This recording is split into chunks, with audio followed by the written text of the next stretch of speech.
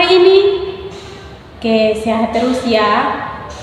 Sebelum kita mulai dengan pembelajaran kita hari ini, kita mulai dengan doa. Ibu pimpin kita dalam doa, semua ambil sikap yang benar untuk berdoa. Berdoa mulai. Berdoa selesai. Oke adik-adik, ibu cek kehadiran dulu ya. Siapa-siapa yang tidak hadir hari ini? Hadir semua ya? Ya, semoga hadir terus ya. Karena untuk mencapai kesuksesan itu harus ada perjuangan. Tidak gampang kita sukses, tapi harus melewati setiap proses-proses yang ada. Oleh karena itu, adik-adik rajin ke sekolah, maka adik-adik akan mencapai cita-cita adik. Oke adik-adik, karena hari ini ibu pertama kali masuk ke kelas ini, ada yang tahu tidak nama ibu? Nah, tidak ada yang tahu kan? Jadi, ibu perkenalkan diri secara singkat ya. Perkenalkan, nama ibu Susana Sembala, biasa dipanggil dengan Susan. Jadi adik-adik boleh panggil ibu dengan Ibu Susan. Baik adik-adik, materi kita hari ini tentang konsep PDB. Adik-adik, ada yang tahu tidak konsep PDB? Ya, betul. Konsep PDB itu produk domestik bruto, atau dalam istilah bahasa Inggris itu disebut dengan GDP atau Gross Domestic Product. Apa yang dimaksud dengan PDB atau GDP? Ya, betul. Produk domestik bruto atau Gross Domestic Product atau GDP adalah nilai akhir barang dan jasa yang dihasilkan oleh seluruh unit usaha dalam sebuah negara dalam periode tertentu. Nah, PDB juga bisa berarti jumlah nilai tambah barang dan jasa yang dihasilkan oleh seluruh unit usaha dalam suatu negara dalam periode tertentu. Nah, adik-adik, di Indonesia perhitungan PDB dilakukan oleh Badan Pusat Statistik yang dipublikasikan dalam 1 tahun. Setelah kita mengetahui definisi atau pengertian dari PDB, maka kita harus mengetahui jenis-jenis dari PDB. Adik-adik, ada berapa jenis PDB? Ya, ada 2 jenis PDB. Yang pertama itu PDB real atau harga tetap. Yang kedua PDB nominal atau harga nominal.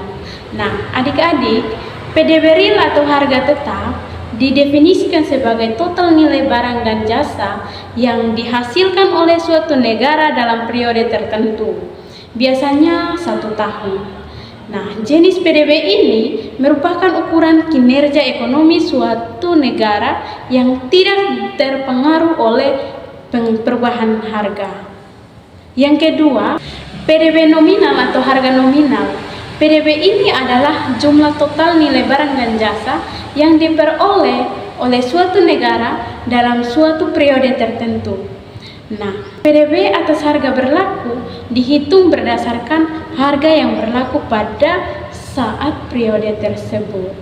Jadi di sini ada perbedaan antara PDB nominal dan PDB real. Di mana perbedaannya? PDB nominal mengukur nilai produksi berdasarkan harga saat ini atau terpengaruh oleh inflasi. Sedangkan PDB real mengukur nilai produksi dengan harga tetap atau menghilangkan pengaruh inflasi. Jadi PDB real lebih mencerminkan pertumbuhan ekonomi sebenarnya. Jadi setelah kita mengetahui jenis-jenis PDB, maka ada komponen PDB. Ada 4 komponen PDB adik-adik. Yang pertama itu konsumsi rumah tangga, kedua investasi, ketiga pengeluaran pemerintah, keempat ekspor bersih.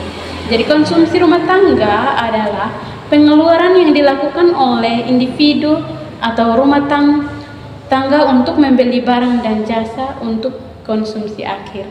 Nah, contohnya pembelian makanan sehari-hari di pasar atau supermarket. Yang kedua, investasi. Investasi adalah kegiatan membeli aset yang dapat digunakan untuk menghasilkan pendapatan atau kekayaan di masa depan. Contoh dari investasi, adalah seorang pengusaha ingin membuka usaha baru atau memperluas bisnisnya untuk mencapai atau untuk mendapatkan keuntungan di masa depan. Yang ketiga, pengeluaran pemerintah. Pengeluaran pemerintah dapat berupa pengeluaran untuk gaji pegawai negeri, belanja barang dan jasa, dan belanja modal. Contohnya, pemerintah membangun jalan raya atau jembatan. Yang berikut contohnya lagi, pengeluaran untuk gaji pegawai negeri seperti PNS, polisi, tentara. Yang keempat, ekspor bersih. Komponen PDB selanjutnya yaitu ekspor bersih yang mengukur seberapa besar nilai barang dan jasa yang dihasilkan oleh negara dan dijual ke luar negeri dibandingkan dengan nilai barang dan jasa yang dibeli dari luar negeri. Selanjutnya kita harus mengetahui penghitungan pendekatan PDB. Nah, di sini ada 3 pendekatan. Yang pertama itu pendekatan produksi atau output atau lapangan usaha. Yang kedua, pendekatan pendapatan. Yang ketiga, pendekatan pengeluaran. Yang pertama, pendekatan produksi atau output atau lapangan usaha. Nah, PDB adalah jumlah nilai tambah atas barang dan jasa yang dihasilkan oleh berbagai unit produksi di wilayah suatu negara dalam jangka waktu tertentu di Indonesia menggunakan klasifikasi lapangan usaha atau sektor. Yang kedua, pendekatan pendapatan. PDB merupakan jumlah balas jasa yang diterima oleh faktor-faktor produksi yang ikut serta dalam proses produksi di suatu negara dalam jangka waktu tertentu. Yang ketiga, perhitungan dengan pendekatan pengeluaran.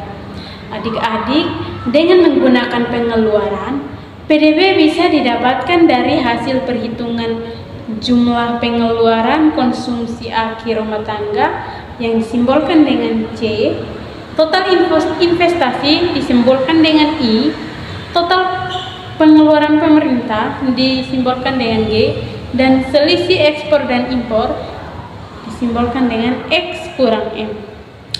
Nah, PDB sama dengan C tambah I tambah G tambah X kurang M. Nah, di mana keterangannya C itu adalah konsumsi rumah tangga, I adalah investasi, G pengeluaran pemerintah, X ekspor, M impor.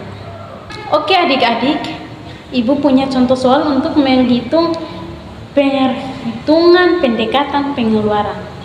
Contoh soalnya, misalnya ada data menggunakan bahwa konsumsi rumah tangga Indonesia di tahun ini mencapai 100 triliun dengan nilai investasi yang keluar sekitar 20 triliun.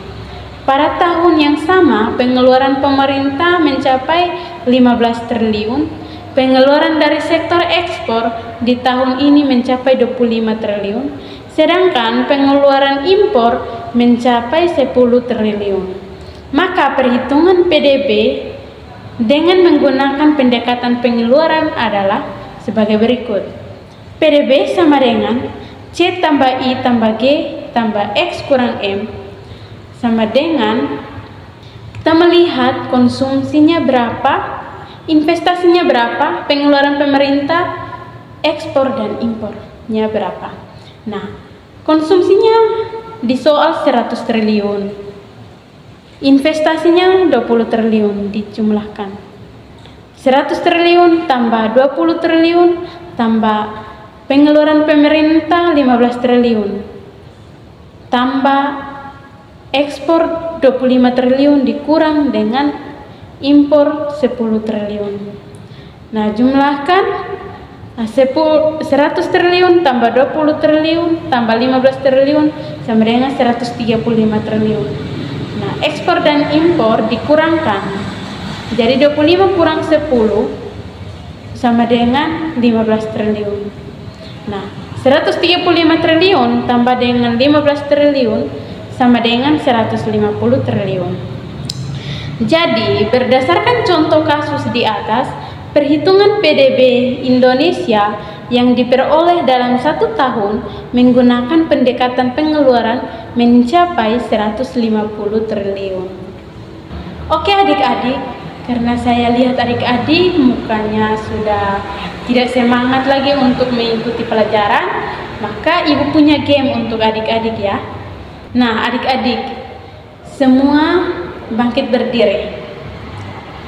Jadi gamenya itu adalah hitam dan hijau. Kalau ibu bilang hitam, adik-adik diam. Kalau ibu bilang hijau, adik-adik harus tepuk tangan 1 kali saja.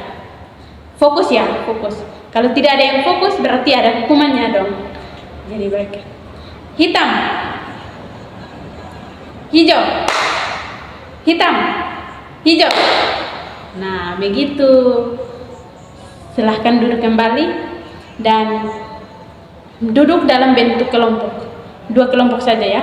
Adik-adik berdiskusi tentang penghitungan PDB. Untuk adik-adik kerjakan lalu dipresentasikan di depan. Adik-adik, jadi sebelum kita mengakhiri pembelajaran kita hari ini, kita berdoa dulu karena dari awal kita sudah berdoa. Maka akhir doa kita harus berterima kasih kepada Tuhan. Ibu pimpin kita dalam doa, berdoa mulai, berdoa selesai. Oke adik-adik, silahkan pulang, tapi tidak boleh meninggalkan sampah di dalam ya.